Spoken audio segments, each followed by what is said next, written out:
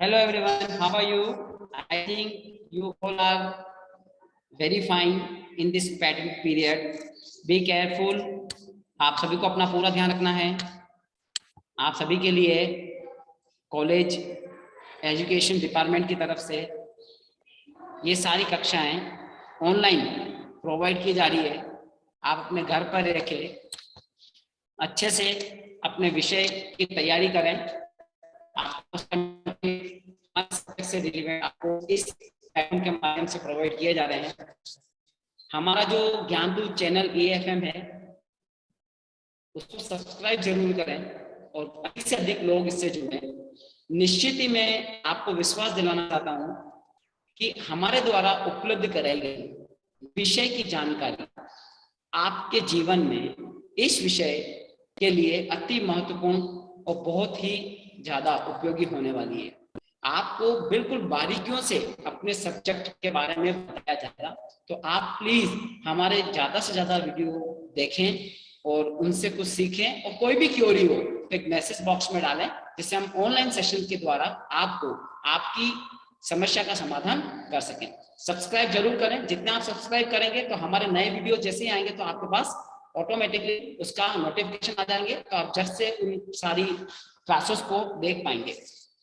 जैसा कि अपन ने लास्ट टाइम डिस्कस किया था कि what is a financial management and what is the objective of financial management. वित्तीय प्रबंध क्या है और वित्तीय प्रबंध के उद्देश्य क्या है। यानी फाइनेंशियल मैनेजमेंट एक बहुत बड़ा पार्ट होता है एक फर्म के लिए, एक व्यावसायिक संस्था के लिए। Financial management is a big part, एक मेजर रोल प्ले करता है बिजनेस की सक्सेस में फाइनेंशियल मैनेजमेंट। अब क्यों फाइनेंशियल मैनेजमेंट के हमने ऑब्जेक्टिव पढ़ लिए और ऑब्जेक्टिव के साथ हमने उसकी डेफिनेशंस एंड इंपॉर्टेंस हमने डिस्कस कर ली। अब उसके कंटेंट पे आते हैं, वन बाय वन एक एक कंटेंट उठाते हैं। यानी अगर एज अ फाइनेंशियल मैनेजर आप किसी कंपनी के अंदर हैं तो उस कंपनी में आपको किन किन चीजों पे फोकस करना है और उन चीजों से आप कैसे कंपनी को एक अच्छी ग्रोथ पे लेके जा सकते हैं। तो now we start the first content of the financial management is a capital structure, पूंजी संरचना। बहुत ध्यान से सोचना है, रियली बहुत मजा आने वाला है आपको ये सारे छोटे छोटे टॉपिक्स पढ़कर। और आपको फाइनेंशियल मैनेजमेंट बहुत इजी लगेगी जब हमारा सारे कंटेंट आप ध्यान से पढ़ेंगे, ध्यान से समझेंगे। तो सबसे पहले शुरुआत करते हैं हम पूंजी संरचना से, कैपिटल स्ट्रक्चर से। देखिए, कई विद्वानों ने कैपिटल स्ट्रक्चर और कैपिटलाइजेशन, कैपिटल स्ट्रक्चर पूंजी संरचना और कैपिटलाइजेशन पूंजीकरण, इन दोनों को एक ही माना है, एक ही वर्ड माना है कि दोनों एक ही होता है। बट यहाँ पर हमने उसको बाइफरकेट किया है कि पूंजी संरचना एक अलग चीज है और पूंजीकरण एक अलग मैटर है। हम इन दोनों को बाइफरकेट करके यहाँ पे समझेंगे। तो यहाँ पे कुछ कोटेशंस हैं, कुछ चीजें आपके सामने दिख रही है, उस पर अपन चर्चा कर लें पहले। कि किसी भी व्यावसायिक संस्था के लिए पूंजीकरण एवं पूंजी संरचना दोनों ही वित्तीय योजना के प्रमुख अंग हैं। यानी सबसे पहले एक जब फाइनेंशियल मैनेजमेंट आप क्या करेंगे, एक फाइनेंशियल प्लानिंग करेंगे। क्या करेंगे आप? फाइनेंशियल प्लानिंग, वित्तीय योजना बनाएंगे अपनी संस्था के लिए। वो जो वित्तीय योजना है उसमें आपके सामने सबसे पहले जो कंटेंट आएगा, जो टॉपिक आएगा, उसमें आपको ये डिसाइड करना है कि हमारे फर्म, हमारी व्यावसायिक संस्था का पूंजीकरण कितना होना चाहिए और पूंजी संरचना कैसी होनी चाहिए। पूंजीकरण कितना होना चाहिए और पूंजी संरचना कैसी होनी चाहिए। That is a first part of the financial management. पूंजीकरण से क्या आशय है? तो पूंजीकरण से आशय व्यवसाय की आवश्यक पूंजी की मात्रा से। यानी एक व्यवसाय अगर आप स्टार्ट करना चाहते हैं तो आप पहले ये डिसाइड करें कि इस बिजनेस को स्टार्ट करने के लिए हमें कितने फंड की रिक्वायरमेंट है। एक अपना बिजनेस आपको स्टेब्लिश करना है तो उसके लिए आपको कितने फंड्स की रिक्वायरमेंट है। That is a capitalisation.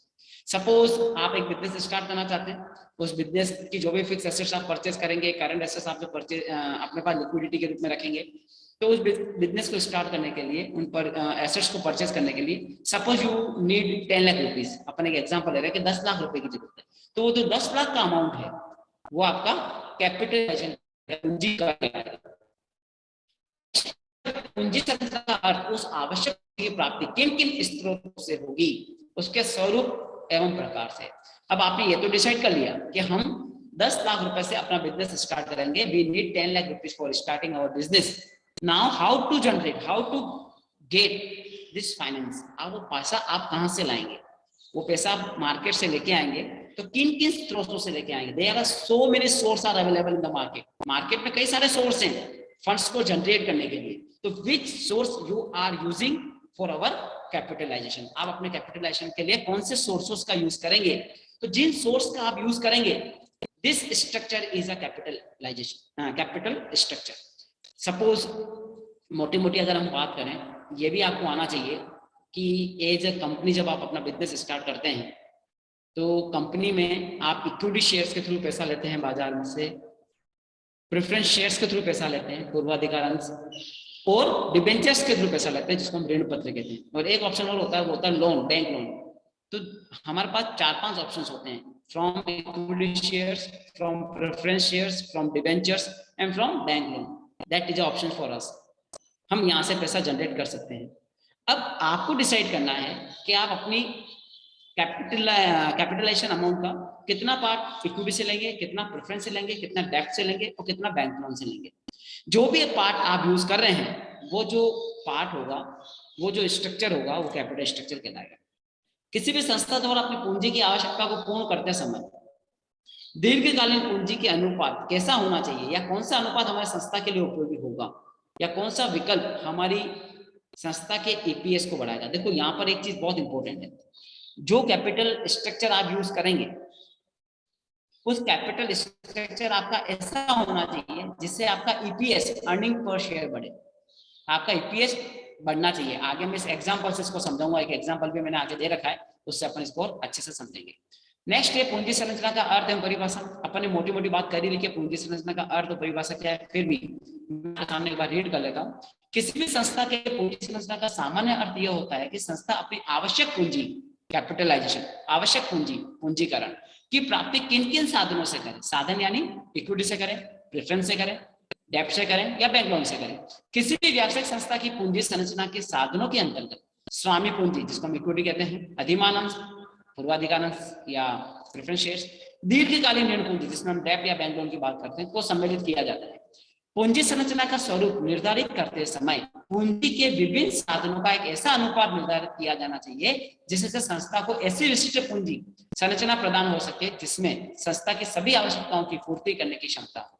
यदि कोई भी संस्था किसी एक विशिष्ट प्रकार की पूंजी का अधिक प्रयोग करती है, देखो आपने जो डिसाइड कर लिया कि ये हमारा संस्था के लिए ये जो पूंजी संरचना है वो सर्वश्रेष्ठ है, इस पर हम अच्छा रिटर्न कमाएंगे, तो क्या वो जो पूंजी संरचना आपने अभी डिसाइड की है, क्या वो लॉन्ग टर्म तक सेम रहेगी? ऐसा नहीं है। उसी के बारे में यह समझा रखा है कि कोई भी संस्था किसी भी एक विशिष्ट प्रकार की पूंजी संरचना का अधिक उपयोग करती है तो उसे उस स्थिति में लाभ हानि दोनों होने की संभावना है, और भविष्य में यह और भी अधिक जोखिमपूर्ण हो सकता है। माना कि यदि कोई व्यावसायिक संस्था अपनी पूंजी संरचना में केवल समता अंशों का प्रयोग करती है, यानी एक फर्म ये सोचती है कि मुझे 10 लाख की जरूरत है, मैं तो केवल इक्विटी के द्वारा ही अपनी फंड्स की रिक्वायरमेंट को फुलफिल करूंगी। तो अगर आप केवल इक्विटी शेयर्स का यूज कर रहे हैं तो ऋण पूंजी का प्रयोग कम करती है, तो उस स्थिति में संस्था समता पर व्यापार, ट्रेडिंग ऑन इक्विटी, आगे चर्चा करेंगे इस पर, ट्रेडिंग और इक्विटी के लाभ का उपयोग नहीं करती। यानी ट्रेडिंग और इक्विटी का मीनिंग यह है कि कोई भी संस्था अगर ज्यादा से ज्यादा डेब्ट का प्रयोग कर रही है अपनी कैपिटल स्ट्रक्चर में, इट मींस वो ट्रेडिंग ऑन इक्विटी, समता पर व्यापार कर रही है। बट यहाँ पर अगर हम एग्जांपल दे रहे हैं कि अगर कोई संस्था ज्यादा से ज्यादा समता अंशों का प्रयोग कर रही है, डिबेंचर्स का प्रयोग कम कर रही है, इट मींस वो संस्था समता पर व्यापार का जो लाभ होता है वो लाभ नहीं उठा पाएगी। और यदि कोई व्यावसायिक संस्था केवल अपनी पूंजी संरचना में ऋण पूंजी का प्रयोग कर रही है तो समता अंशों को का प्रयोग कम करती है, तो उस स्थिति में संस्था अपने वित्तीय स्थिर लागत को बढ़ा देगी। यहाँ पर दो बातें और मैं बताऊंगा कि छोटे छोटे टर्म्स आ रहे हैं। स्थिर लागत, फिक्स कॉस्ट। हम जब भी कोई प्रोडक्शन करते हैं तो दो तरह की कॉस्ट होती है, वेरिएबल कॉस्ट होती है और एक फिक्स्ड कॉस्ट होती है। तो फिक्स्ड कॉस्ट और जो वेरिएबल कॉस्ट है वो आपको समझनी है कि फिक्स्ड कॉस्ट क्या होती है, वेरिएबल कॉस्ट क्या होती है। तो अगर मैं फिक्स्ड कॉस्ट की बात करूं जिसका प्रोडक्शन से कोई लेना देना नहीं होता है, यानी प्रोडक्शन आप इंक्रीज करें या डिक्रीज करें, आपकी फिक्स कॉस्ट में कोई चेंज नहीं होता है एक पर्टिकुलर लेवल तक। और सेम चीज अगर वेरिएबल कॉस्ट की बात करें तो variable cost according to production increase होती है आपकी। तो अपन इस पे भी चर्चा करेंगे क्योंकि आगे कई सारे चैप्टर्स आएंगे जिसमें मुझे इंडिविजुअली वेरिएबल कॉस्ट और फिक्स कॉस्ट को समझाना पड़ेगा। यहाँ पर हम बात करें वित्तीय स्थिर लागत को बढ़ा देगी, वित्तीय स्थिर यानी फाइनेंशियल फिक्स कॉस्ट को बढ़ा देगी, यानी अत्यधिक जोखिम ले रही है तो इस स्थिति में संस्था उच्च गियरिंग की स्थिति में होगी। यानी अगर आप स्थिर लागत को बढ़ा रहे हो तो स्थिर लागत का मतलब ये हो रहा है कि आप जोखिम ज्यादा ले रहे हो। आपने मार्केट से जो पैसा लिया है उसको आपको टाइमली इंटरेस्ट पे करना है। इंटरेस्ट पे करना है यानी आप जोखिम ज्यादा ले रहे हो, उस स्थिति को हम उच्च गियरिंग स्थिति कहते हैं। इसको जो हाई गियरिंग, लो गियरिंग टॉपिक्स भी हम आगे चर्चा करेंगे, उच्च गियरिंग की स्थिति में होंगे। इस प्रकार की पूंजी संरचना में संस्था संपन्नता के वर्षों में तो संस्था के जो अंशधारी उनकी आय बढ़ी, यानी हम बात कर रहे हैं कि जब हम ऋण पूंजी का प्रयोग ज्यादा कर रहे हैं, तो जब ऋण पूंजी का प्रयोग हम जब ज्यादा करेंगे तो उस स्थिति में क्या होगा, जब फर्म बहुत अच्छा कर रही है तब तो हमें बहुत अच्छा लाभ होगा, यानी संस्था के जो अंशधारी है उनको बहुत अच्छा रिटर्न मिलेगा। बट जब विपरीत परिस्थितियां, जब संस्था बहुत अच्छा नहीं कर पा रही है, तब संस्था के ऊपर जोखिम यानी स्थायी वित्तीय लागत बढ़ जाएगा। तो इससे हमारा अंशधारियों की आय जो होगी वो ऋणात्मक हो जाएगी। कोई भी संस्था अपने लाभ में से ऋण पत्रों और पूर्वाधिकार अंशों को निश्चित भाग को वहन नहीं कर पाएगी। इस प्रकार किसी भी व्यावसायिक संस्था को अपनी पूंजी संरचना का निर्धारण सही अनुपात में करना चाहिए, जिससे कि संस्था के अंशधारियों को अधिक से अधिक लाभ हो। अलग अलग डेफिनेशंस दे रखी है, आपको ये पढ़नी है डेफिनेशंस, मैंने मोटा मोटा आपको समझा दिया है। मैं एक डेफिनेशन और समझा देता हूँ। अपन एक बात है, J.F. वेस्टन और E.F. ब्रिगन क्या कहते हैं, पूंजी संरचना किसी फर्म की स्थायी वित्तीय व्यवस्था होती है। स्थायी वित्तीय व्यवस्था है जो दीर्घकालीन ऋणों, पूर्वाधिकार स्कंद व शुद्ध मूल्यों से प्रदर्शित की जाती है। यानी आपने फंडिंग कहाँ से की है उसको डिस्क्राइब करेगी। अब यहाँ पर यह भी बता रखा है कि पूंजी संरचना तथा पूंजीकरण में क्या अंतर होता है, तो अपने वेरी फर्स्ट ही बता दिया कि कई बार विद्यार्थियों द्वारा पूंजीकरण और पूंजी संरचना को एक ही अर्थ का प्रयोग कर लिया जाता है, किंतु वास्तविक रूप में इनमें काफी भिन्नता है। पूंजीकरण का अर्थ व्यवसाय में आवश्यक पूंजी से है, यानी यह वो परिमाणात्मक अवधारणा है जिसके अंतर्गत दीर्घकालीन स्रोतों से पूंजी की कुल मात्रा का निर्धारण किया जाता है। जबकि पूंजी संरचना पूंजीकरण के बाद की प्रक्रिया है, जिसके अंतर्गत पूंजीकरण की राशि को किन किन प्रतिभूतियों को किन किन अनुपात में लिया जाना चाहिए का निर्धारण किया जाता है। यह अवधारणा गुणात्मक अवधारणा को दर्शाती है। ठीक है, तो ये मोटा मोटा हमने पूंजीकरण और पूंजी संरचना की डिफरेंस को डिस्कस कर लिया।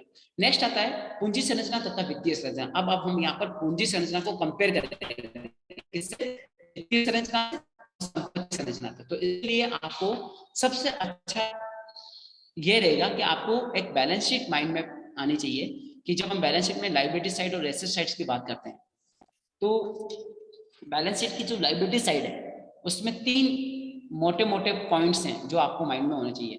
जो लायबिलिटी में एक आता है हमारा नेटवर्थ, क्या आता है नेटवर्थ, एक आता है हमारा बोरोइंग्स, एक होती है करंट लायबिलिटी। ये मोटे मोटे टॉपिक्स हैं जो हम लायबिलिटी में शो करते हैं। नेटवर्थ को और कई नामों से जाना जाता है, नेटवर्थ भी बोल सकते हो आप, नेटवर्थ को आप शेयर होल्डर फंड से भी कह सकते हैं आप, और एक प्रोप्राइटर फंड भी कह सकते हैं। तीनों एक ही वर्ड है, proprietor fund, share holder fund और नेटवर्थ, तीनों एक ही बात है। बोरोइंग्स का मतलब है ऋण, यानी आपने बाहरी ऋण कितने हैं आपके पास, वो बोरोइंग्स कहलाएगा आपका। और एक होता है करंट लायबिलिटी का मतलब चालू दायित्व। अब इन तीनों को अगर मोटी मोटी बात करें इन तीनों के अंदर, तो नेटवर्थ के अंदर हम किस किन को शामिल करते हैं, तो इक्विटी शेयर कैपिटल को, preference share capital, general reserves, P&L, current year profits, इनको हम शामिल करते हैं नेटवर्थ के अंदर। सेम चीज अगर हम बोरोइंग्स की बात करें तो बोरोइंग्स में हम डिबेंचर्स को और कोई भी लॉन्ग टर्म लोन ले लगा किसी बैंक से उसको शामिल करेंगे। और करंट लायबिलिटी की अगर बात करें तो करंट लायबिलिटी में हम शॉर्ट टर्म जो भी लायबिलिटीज है, जैसे क्रेडिटर्स हो गए या आउटसाइडिंग लायबिलिटीज हो गई, आपका प्रोविजन फॉर टैक्स हो गया, प्रपोज डिविडेंड हो गया, इस टाइप की जो मदे हैं वो हमारी करंट लायबिलिटीज के अंदर आएगी। तो ये 3 बड़ी बड़ी चीजें मैंने बताई, पहला नेटवर्थ, सेकंड बोरोइंग्स और थर्ड करंट लायबिलिटी। ये 3 आ गई हमारी इधर लायबिलिटी साइड में। सेम थिंग अगर हम एसेट्स की बात करें तो एसेट्स में हमारा आता है फिक्स्ड एसेट्स, स्थायी संपत्ति आप सबको पता है, जो भी डेप्रिशिएबल एसेट्स होती है, इन्वेस्टमेंट हो गए, गुडविल हो गई, it's all are our fixed assets, ये सारी हमारे फिक्स्ड एसेट्स में जाएगी। इंटेंजिबल जो ये भी हमारी फिक्स एसेट में ही शो होती है। एक आती है करंट लायबिलिटीज में हम बात करते हैं डेटर्स, कैश, स्टॉक, जो करंट है, जिसको हम क्या होता है, जो रूपांतरित होता रहता है, परिवर्तित होता रहता है, ये हमारे करंट एसेट्स कहलाती है। एंड लास्ट आता है हमारा फिक्स्ड एसेट्स, काल्पनिक संपत्तियां, जिसमें हम P&L की लॉस को दिखाते हैं या प्रिलिमिनरी एक्सपेंसेस को दिखाते हैं, discount on issue of shares है, जो भी प्रिलिमिनरी एक्सपेंसेस हैं, जो भी आपकी फिक्स्ड एसेट्स हैं उनको शो करते हैं। तो मोटा मोटा एसेट्स एंड लायबिलिटीज की अगर बात करें तो 3 हेड दोनों तरफ आते हैं। अब जब इन तीनों हेड्स से हम कंपेयर करेंगे कि what is capital structure and what is a financial structure, तो कैपिटल स्ट्रक्चर में हम किसको शामिल करते हैं, पहली बात ये करते हैं what is a capital structure. तो मैंने अभी आपके सामने चर्चा की थी कि कैपिटल स्ट्रक्चर का मतलब है कि आपने अपने फंड्स को कहां से जनरेट किया। तो फंड को जनरेट करने के लिए हमारे पास कौन से ऑप्शंस अवेलेबल होते हैं, इक्विटी भी है और डेप्ट भी है। इक्विटी और डेप्ट, अब ये दो वर्ड यूज करेंगे अपन। बोरोइंग्स के लिए क्या वर्ड यूज करेंगे? डेप्ट। और जो नेटवर्थ है उसके लिए क्या यूज करेंगे? इक्विटी। तो हम इक्विटी से भी पैसा ले सकते हैं और डेप्ट से भी पैसा ले सकते हैं। वी हैव टू ऑप्शंस, हम यहाँ दोनों का यूज करें या किसी एक का यूज करें, जैसे आपको कन्वीनियंट लगे, जो आपकी संस्था के लिए सर्वोत्तम है, आप वो सोर्स यूज करके अपनी संस्था को अधिकतम लाभ दे सकते हैं। तो वी हैव वेरियस ऑप्शंस। तो पूंजी संरचना क्या है? पूंजी संरचना में हम किसको शामिल करेंगे? तो पूंजी संरचना में नेटवर्थ प्लस बोरिंग्स, इन दोनों की जो टोटल होगी, that is a capital structure. हमेशा ध्यान रखना, व्हाट इज कैपिटल स्ट्रक्चर? तो capital structure is equal to net worth plus borrowings. Current liability को इंक्लूड नहीं करेंगे। क्लियर? करंट लायबिलिटी आपकी पूंजी संरचना में इंक्लूड नहीं होगी। क्लियर हो गया? अब इक्विटी, जिसको हम इक्विटी कह रहे हैं, जिसमें हम नेटवर्थ को लेते हैं, और बोरोइंग्स, इन दोनों की टोटल लॉन्ग टर्म फंड्स कहलाते हैं। क्या कहलाते हैं? Long term funds. अगर मैं इक्विटी और डेब्ट दोनों को ऐड कर दूंगा तो वो संस्था के क्या कहलाएंगे? लॉन्ग टर्म फंड्स या पूंजी संरचना, या हिंदी में दीर्घकालीन कोष। क्योंकि इक्विटी ने जो पैसा बिजनेस में लगाया है, डेब्ट ने जो पैसा बिजनेस में लगाया, वो लॉन्ग टर्म बेसिस के लिए लगाया। क्या हमें लॉन्ग टर्म के लिए इन्वेस्टमेंट किया है, लॉन्ग टर्म के लिए हमें रिटर्न्स मिलते रहेंगे, लॉन्ग टर्म प्रोसेस के लिए, that will be more than 1 year, 2 year, 3 year, 4 year, 5 years, not less than 1 year. तो वो हमारे दीर्घकालीन कोष भी कहलाते हैं, लॉन्ग टर्म फंड्स भी कह सकते हैं, और वही हमारी पूंजी संरचना है, इक्विटी एंड डेब्ट, that is a capital structure. अब नीचे क्या बच गया हमारा? करंट लायबिलिटी बच गई। तो करंट लायबिलिटी हमारे पूंजी संरचना का पार्ट नहीं है, करंट का पार्ट नहीं है। Current liability is a short term liability, is a short term liability। तो अगर आपसे पूंजी संरचना के बारे में पूछा जाए या लॉन्ग टर्म फंड्स के बारे में पूछा जाए तो उसमें हम नेटवर्थ और बोरोइंग्स को ही इंक्लूड करेंगे। लेकिन अगर आपको फाइनेंशियल स्ट्रक्चर पूछा जाए, वित्तीय संरचना, तो उस कंडीशन में आपको net worth, borrowings and current liability तीनों को इंक्लूड करना है। यानी the total of liability side is a financial structure. तो ये आपको क्लियर होना चाहिए। सेम थिंग अगर हम बात करें आगे, देखो यहाँ पे आपको डिस्क्राइब करके भी लिखा है कि दीर्घकालीन कोष में हम किसको शामिल करेंगे, पूंजी संरचना किसके इक्विवेलेंट होती है, ये सारी चीजें आपके सामने है। फिर आता है पूंजी संरचना और संपत्ति संरचना। संपत्ति संरचना, तो जो पूंजी संरचना होती है, जो पूंजी संरचना है, वो हम कहाँ इन्वेस्ट करते हैं? व्यवसाय की फिक्स्ड एसेट्स में और करंट एसेट्स में। तो fixed assets plus current asset, इन दोनों की टोटल आपकी संपत्ति संरचना होगी। कई बच्चे कंफ्यूज होते हैं, कई बार पढ़ने में भी आता है कि what is your total assets. अगर आपको टोटल एसेट्स पूछा जाए तो आप कहते हो कि टोटल एसेट्स में बैलेंस शीट के नीचे जो टोटल दे रखी है एसेट साइड, वो ले लेंगे। ऐसा नहीं करना है। अगर आपसे संपत्ति पूछा जाए कि व्यवसाय में टोटल एसेट्स कितनी है, तो fixed asset plus current assets, उसमें आपको फिक्टिटियस को इंक्लूड नहीं करना है। सपोज आपके 5 लाख की फिक्स एसेट्स है और 4 लाख की करंट एसेट्स है और 1 लाख की फिक्टिटियस एसेट्स है, और पूछा जाए टोटल एसेट्स कितनी है, तो 9 लाख की है। Fictitious asset is a not assets, उसको हमें एसेट्स में दिखाना होता है, बट वो व्यवसाय की एसेट्स नहीं है। तो टोटल एसेट्स जो होगी वो 5 लाख प्लस 4 लाख ही होगी, 9 लाख ही होगी। कई बार बच्चे ये करते हैं 5 लाख प्लस 4 लाख माइनस कर दिया फिक्टिटियस को, ये भी गलती नहीं करनी। अगर आपको संपत्ति संरचना पूछी जाए तो उसमें fix assets plus current assets को ही इंक्लूड करना है। ये एक सिंपल सा एग्जांपल्स आपके सामने दे रखा है, एक बैलेंस शीट दे रखी है जिसमें इक्विटी भी है, प्रेफरेंस भी है, रिटेन अर्निंग भी है, लॉन्ग टर्म लोन्स में डिवेंचर्स भी हैं, बैंक लोन भी है, करंट लायबिलिटी भी है, फिक्स एसेट्स भी है, करंट एसेट्स भी है, फिफ्टीनेस, सारी चीजें मैंने इंक्लूड कर दी। अब इससे आप कोई भी चीज कैलकुलेट कर सकते हो। सपोज पूछा जाए व्हाट इज अ नेटवर्थ, अच्छा आप ध्यान से सुनो, अगर आपसे पूछा जाए कि आप इस बैलेंस शीट के अकॉर्डिंग नेटवर्थ कितनी है, तो नेटवर्थ में हम किसको इंक्लूड करते हैं? Equity shares, preference shares, retained earning minus fictitious assets. ये हमेशा ध्यान रखना, जब भी नेटवर्थ की बात करेंगे और बैलेंस शीट में फिक्टिटियस एसेट्स है तो आपको नेटवर्थ की टोटल में से फिक्टिटियस को लेस करना है। तो यहाँ पे इक्विटी कितना है? 8 लाख, प्रेफरेंस शेयर्स कितने हैं? 6 लाख, रिटेन अर्निंग कितना है? 2 लाख। तो 8, 6, 14 और 2, 16 लाख। 16 लाख में से 1 लाख गया तो बचा कितना? 15 लाख। तो नेटवर्थ 15 लाख है। The answer will be 15 lakh for net worth. यही अगर आपसे पूछा जाए लॉन्ग टर्म फंड कितना है, तो लॉन्ग टर्म फंड का फॉर्मूला क्या बताया मैंने? Net worth plus boring. तो नेटवर्थ कितनी थी? 15 लाख, बोरिंग आपके सामने 6 और 2 8 लाख।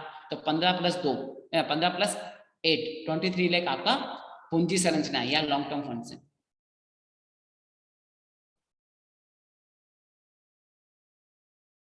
क्लियर?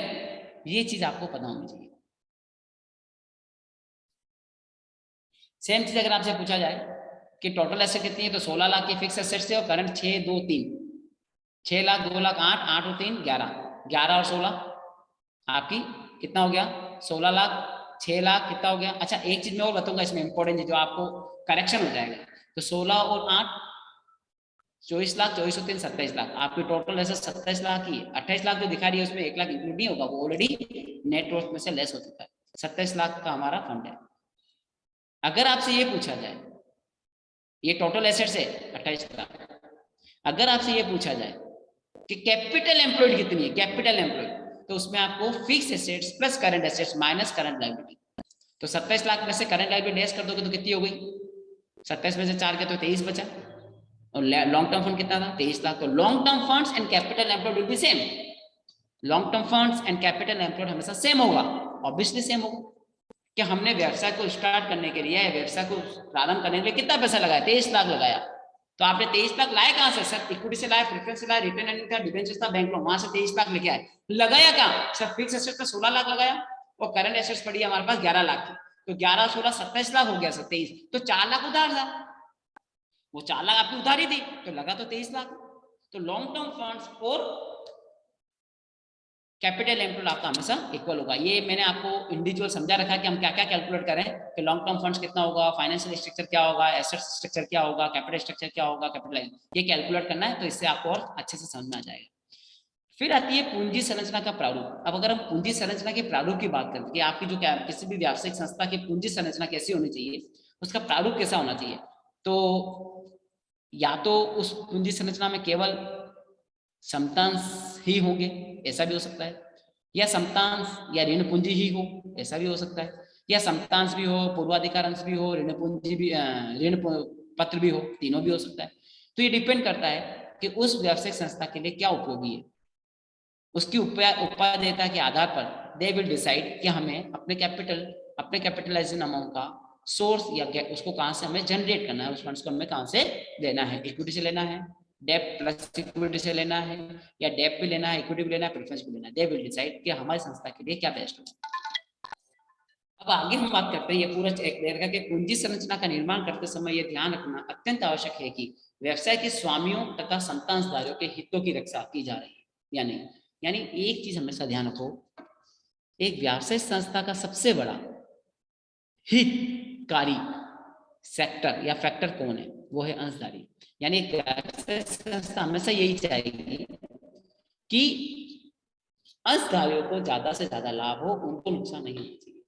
तो उनके हितों की रक्षा को ध्यान में रखते हुए हमें पूंजी संरचना का निर्माण करना है। लेकिन संस्था के वित्तीय प्रबंधक अपने विवेक से संस्था की पूंजी संरचना के प्रारूप में परिवर्तन करते रहते हैं। They will change in capital structure, क्योंकि संस्था को अंश पूंजी ऋण पूंजी दोनों में सामंजस्य बिठाना काफी जटिल होता है कि हम कितना पार्ट इक्विटी से लें, कितना पार्ट डेब्ट से लें। मैं आगे वाले चैप्टर्स में सच में कह रहा हूँ, बहुत मजा आएगा आपको चैप्टर्स पढ़ने में। मैं आपको बताऊंगा ये सामंजस्य बिठाना बहुत कठिन होता है ना, मैं आपको बताऊंगा कितना इजी होता है। यानी if you will become a financial management of the particular company, so definitely you will get more amount of salary from this company, क्योंकि एज अ फाइनेंशियल मैनेजमेंट जब आप ये पढ़ लेंगे तो आप अच्छी टेक्निक्स का यूज अपनी कंपनी में कर पाएंगे, प्रैक्टिकली सीखो इन सब चीजों।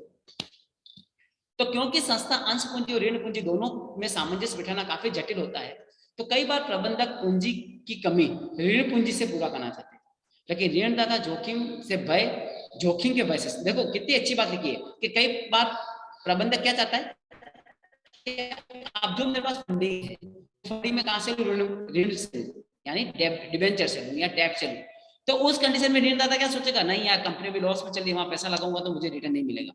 इस प्रकार संस्था में पूंजी प्रारूप के निम्न तरीके हो सकते हैं, ये तरीके आपके सामने दे रखे हैं। उपरोक्त में से किसी भी प्रारूप संस्था के प्रबंधकों द्वारा अपनाया जा सकता है, किंतु पूंजी संरचना के प्रारूप का चुनाव करते समय उस व्यवसाय की प्रकृति, यानी आपके व्यवसाय का नेचर क्या है, आय की निश्चितता, यानी वो संस्था एक मिनिमम इतना इनकम तो रेट ऑफ रिटर्न तो अर्न करेगी, या पूंजी बाजार की स्थिति, यानी बाजार में कैपिटल मार्केट की क्या पोजीशन है, विनियोगकर्ता तथा ऋणदाताओं का दृष्टिकोण, यानी एक पर्टिकुलर पीरियड में इन्वेस्टर्स या जो भी डिवेंचर होल्डर्स है वो क्या सोच रहे हैं, उनका दृष्टिकोण क्या, उन सबको ध्यान में रखते हुए वो अपने कैपिटल स्ट्रक्चर का निर्माण करेंगे। उपयुक्त प्रकार से प्राप्त पूंजी के दो प्रकार हो सकते हैं, स्थायी लागत पूंजी तथा परिवर्तनशील लागत पूंजी। देखो ये क्यों नया वर्ड आया, स्थायी लागत पूंजी क्या होती है, परिवर्तनशील लागत पूंजी क्या होती है। तो मोटा मोटा अभी मैं इतना बता देता हूँ, जो इक्विटी शेयर होल्डर्स होते हैं, अगर हमने इक्विटी से पैसा लिया है तो वो परिवर्तनशील लागत यानी वेरिएबल कॉस्ट नेचर की कैपिटल होगी, यानी वेरिएबल कैपिटल कौन सी मानी जाती है, इक्विटी को। और जो फिक्स नेचर की कैपिटल होती है उसमें हम डिबेंचर और प्रेफरेंस शेयर्स को इंक्लूड करते हैं। अब ये वेरिएबल और फिक्स्ड क्यों है, तो इक्विटी शेयर होल्डर्स को end of the year dividend pay किया जाता है, according we are getting profit. जितना प्रॉफिट हमने अर्न किया है उस प्रॉफिट के बेसिस पर we are providing dividend to share holders. तो वेरिएबल नेचर हो गया, अगर हम अच्छा अर्न करेंगे तो we are providing best dividend, और if we are not getting handsome profit तो we are providing low amount of dividend, so that is a variable। but अगर हम फिक्स की बात करें तो डिबेंचर्स हो या प्रेफरेंस शेयर हो, there rate of return will be fixed. आप देखते हैं कई बार प्रेफरेंस शेयर लिखा होता है उसके आगे लिखा होता है 9% प्रेफरेंस शेयर्स, या डिबेंचर्स की बात करते हैं उसके आगे मेंशन होता है 10% प्रेफरेंस, जो भी रेट है इट विल बी मेंशन्ड। तो जो रेट मेंशन्ड है वो हमें पे करना है, आप प्रॉफिट अर्न करें या ना करें हमें वो रेट पे करनी पड़ेगी। अगर वो रेट हम पे करें that means that is a fixed nature capital, तो उसके बारे में यहाँ बताया गया है।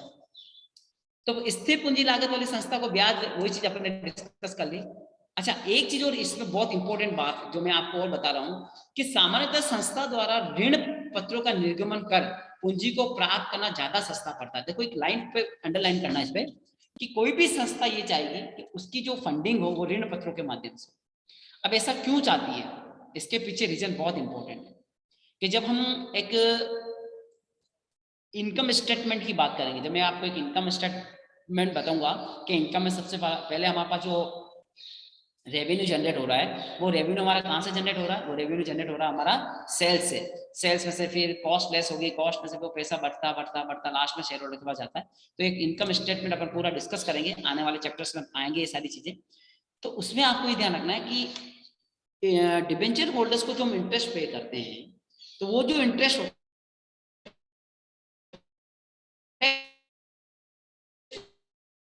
एक्सपेंसिव माना जाता है। अगर वो एक्सपेंसिव है तो वो एज ए एक्सपेंसिव लेस होगा, अगर एज ए एक्सपेंसिव लेस होगा तो हमें अपनी इनकम कम होगी, इनकम कम होगी तो हमें टैक्स कम पे करना पड़ेगा। तो क्योंकि ऋण पत्र पर देय ब्याज कर की दृष्टि से व्यय माना जाता है, यानी जो ऋण पत्रधारियों को जो ब्याज दिया जाता है वो टैक्स की पॉइंट ऑफ व्यू से जब हम टैक्स पे करते हैं तो उसमें एज ए एक्सपेंडिचर माना जाता है, तथा ब्याज पर कर की छूट मिलती है, ब्याज पर कर की छूट मिलती है। तो मोटा मोटा एक एग्जाम्पल मैंने नीचे लिखा है कि सपोज ऋण पर अगर आपके डिबेंचर की रेट 10% है और जो टैक्स रेट वो 50% है, तो रियल में आपका जो है वो 5% ही रेट आपकी लग रही है, इफेक्टिव जो रेट है वो 5% ही रहेगी, क्योंकि 10 में से 50% तो आप उनका वैसे भी टैक्स में बेनिफिट मिल गया, तो आपका जो रेट आ रही है, जो इफेक्टिव रेट है वो 5% ही होगी। तो जितना अगर आप डेप्थ से पैसा लेंगे तो आपका ईपीएस हाई होगा, ये मैं आपको आगे एक एग्जाम्पल से समझा रहा हूँ। ये एक एग्जाम्पल है, आप इसको ध्यान से देख लो। एग्जाम्पल ये कह रहा है कंपनी उसके बाद 5 लाख की कैपिटल ऑलरेडी है। देखो ध्यान से, मैं पूरा नहीं पढ़ रहा हूँ, मैं आपको वर्बली समझा रहा हूँ कि एक कंपनी है उसके पास ऑलरेडी 5 लाख की कैपिटल ऑलरेडी है, यानी एग्जिस्टिंग कैपिटल ऑलरेडी 5 लाख है। नाउ कंपनी को 2 लाख रुपीज हो चाहिए और you are a financial manager, आप क्या है कंपनी के फाइनेंशियल मैनेजर। कंपनी के जो बोर्ड ऑफ मैनेजर हैं वो आपसे पूछते हैं कि sir we need 2 lakh rupees for our expansion, हम अपने एक्सपांशन के लिए हमें 2 लाख की जरूरत है। तो आप हमें ये सजेस्ट करें कि 2 लाख हम कहाँ से लें, क्या 2 लाख हम इक्विटी शेयर से लें? देखो एग्जांपल्स दे रखा है ना। ऑप्शन नंबर 1, क्या वो 2 लाख हम इक्विटी से ले लें, क्या हम 1 लाख इक्विटी से ले लें, 1 लाख ऋण पत्रों से ले लें, या सारा डिबेंचर से ले लें, या आधी यानी 1 लाख रुपए हम इक्विटी से ले लें या 1 लाख रुपए हम प्रेफरेंस से। ये 4 ऑप्शन आपको मिले हैं, पर एज अ फाइनेंशियल मैनेजर आपको डिसाइड करना है कि आपके लिए कौन सा ऑप्शन बेस्ट होगा। ठीक है, तो कौन सा ऑप्शन हमेशा बेस्ट होना चाहिए? जहां ईपीएस हायर आना चाहिए, जहां आपका ईपीएस हायर होगा, जहां आपके अंशधारियों को लाभ हो रहा है, उस ऑप्शंस को आप क्या करेंगे? ऑप्ट करेंगे। तो ये क्वेश्चन दे रखा है, 4 ऑप्शंस आपके सामने हैं। 5 लाख की फंडिंग ऑलरेडी है, 2 लाख और चाहिए, 2 लाख के लिए 4 ऑप्शंस आपके पास है। नीचे लिखा हुआ है कि पहले कंपनी 80,000 कमा रही थी, यानी पहले कंपनी के पास कितना फंडिंग था? 5 लाख। 5 लाख पे कंपनी का जो ईबीआईटी था, earning before interest and tax, वो मात्र 80,000 था। कितना था? 80,000। अब कंपनी के पास कितना और आ जाएगा? 2 लाख और आ जाएगा, तो 7 लाख पे कंपनी का प्रॉफिट कितना होगा और उसमें हमारा ईपीएस कितना आएगा? तो ये आपको दे रखा है। देखो पहले कंपनी का रेट ऑफ रिटर्न कितना था, 16% था। कैसे आया 16%? यानी हमारा EBIT 80,000 था और फंडिंग थी यानी कैपिटल एम्प्लॉयमेंट। बताया ना, पूंजी संरचना को कैपिटल एम्प्लॉयड भी कहते हैं। कैसे कैलकुलेट करते हैं? लॉन्ग टर्म फंड्स या fix assets plus current assets minus current liability, ठीक है, तो वो हमारा कैपिटल एम्प्लॉयड कहलाता है। तो 80,000 अपॉन 5 लाख इंटू 100, तो 16% हमारा रेट ऑफ रिटर्न आ रहा था पहले। अब हमारे पास फंडिंग कितनी हो जाएगी? 2 लाख लगने के बाद 7 लाख, तो 7 लाख का 16% कितना हो गया? 1,12,000। यानी अब हम कितना कमाएंगे? 1,12,000 कमाएंगे। और आपके पास प्रपोजल कितने हैं? 4। तो देखो आपको टेबल बनी हुई है, ये टेबल में प्रेजेंट लिखा हुआ है और प्रपोजल 1 2 3 4 लिखा है। यानी प्रेजेंट यानी 5 लाख पर हमारा EPS कितना रहा था? नीचे देखो 8। कैसे आया? EBIT कितना था? EBIT कितना था? 80,000। क्या फिर लेस क्या किया? इंटरेस्ट। तो क्या पहले 5 लाख जब आपके पास थे, आपके पास डिवेंचर होल्डर्स थे क्या? नहीं थे। नहीं थे तो इंटरेस्ट पे किया? नहीं किया। तो वापस आपका EBT कितना आ गया? अर्निंग बिफोर टैक्स 80,000 आ गया। टैक्स रेट आपकी 50% है तो 80 में से 50% टैक्स गया 40,000, तो बचा कितना? 40,000। क्या पहले वाले कैपिटल स्ट्रक्चर में आपके पास प्रेफरेंस शेयर्स थे क्या? नहीं थे, तो डैश हो गया। और फिर जो 40,000 बचा वो किसमें बटेगा? इक्विटी शेयर होल्डर्स में। तो इक्विटी शेयर होल्डर्स कितने हैं? 5,000। नंबर्स कितने हैं? 5,000। तो 40,000 अपन 5,000 किया तो 8 आंसर आया।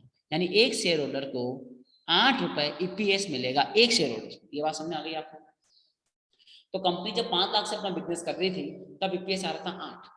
अब कंपनी को 2 लाख और चाहिए और कंपनी के पास फंडिंग होती है 7 लाख, तो 7 लाख पे आपका EPS क्या होना चाहिए वो हम डिसाइड करेंगे। वो कैसे डिसाइड होगा? आपके आदर्श पूंजी संरचना के आधार पर। तो आदर्श पूंजी संरचना के लिए आपके पास 4 ऑप्शन है, फर्स्ट सेकंड थर्ड फोर्थ, और चारों में देखो EPS किसका आ रहा है? 9.2। यानी थर्ड वाले प्रपोजल का सबसे हाईएस्ट आ रहा है 9.2। तो हमें कौन सा ऑप्शन ऑप्ट करना चाहिए? थर्ड वाला। अब थर्ड वाला बेस्ट क्यों आया?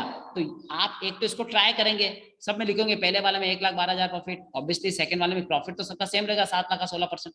फिर पहले वाले ऑप्शन में क्योंकि ऑल आर इक्विटी तो इंटरेस्ट लगेगा नहीं, फिर टैक्स लेस हो जाएगा, प्रेफरेंस था नहीं तो लेस होगा नहीं। सेकंड वाले में इंटरेस्ट लगेगा, फिर डिविडेंड वो लेस होगा, टैक्स लेस होगा, प्रेफरेंस नहीं था इसलिए लेस नहीं होगा। फिर थर्ड वाले में इंटरेस्ट भी लगेगा, टैक्स भी लगेगा, बट प्रेफरेंस नहीं था इसलिए नहीं लगेगा। फोर्थ वाले में इंटरेस्ट नहीं था बट प्रेफरेंस डिविडेंड था वो लेस होगा। तो इस तरीके से हमें एक प्रपोजल दिया, उस प्रपोजल के आधार पर टेबल बने और टेबल से हमने EPS निकाला, वो आया 9.2। तो मैंने वेरी फर्स्ट अभी बताया कि मैक्सिमम अगर आप संस्था के अंशधारियों के हित की बात करते हैं तो जहां आपका डिबेंचर्स हायर होगा, इस ऑप्शन में देखो आप पीछे वाला ऑप्शन वापस जाओ, डिबेंचर्स कहाँ ज्यादा है? डिबेंचर्स किस में ज्यादा है? देखो आप थर्ड वाले ऑप्शन में, अगर आप सारी फंडिंग 2 लाख रुपए डिबेंचर से लेंगे तो थर्ड वाले ऑप्शन में देखो 9.2 आ रहा है। तो आप डायरेक्ट आंसर क्या बता सकते हैं कि जिस कैपिटल स्ट्रक्चर में, जिस ऑप्शंस में आपके डिबेंचर्स हायर है वहां पे आपका EPS हायर है। तो देखो थर्ड वाले ऑप्शन में आपका 9.2 आ रहा है। तो हमें कौन सा ऑप्शन चूज करना चाहिए? प्रपोजल थर्ड चूज करना चाहिए। अब आप कहोगे सर क्या हमेशा ऐसा ही होगा? अब ऐसा होगा ही नहीं होगा, वो अपन नेक्स्ट आगे टॉपिक और आएगा इंडिफरेंस पॉइंट, उस पर चर्चा करेंगे। तो आज के लिए इनफ है। Thank you so much. मैं बार बार ये कह रहा हूँ, अगर हमारे वीडियोस आप पढ़ रहे हैं और आपको कोई समस्या आती है तो नो डाउट आप अपने मैसेज बॉक्स में आपकी समस्या डाल दें। एक लाइव सेशन के तहत हम आपकी हर समस्या का समाधान करेंगे। और हमारे वीडियोस, हमारे YouTube चैनल को सब्सक्राइब जरूर करें, जिससे हमें और ज़्यादा आपको पढ़ाने का उत्साह बना रहे हैं और हम खूब एनर्जेटिक तरीके से आपको हमारी सेवाएं देते रहें। Thank you so much. Next class अपनी होगी indifference point. Thank you so much.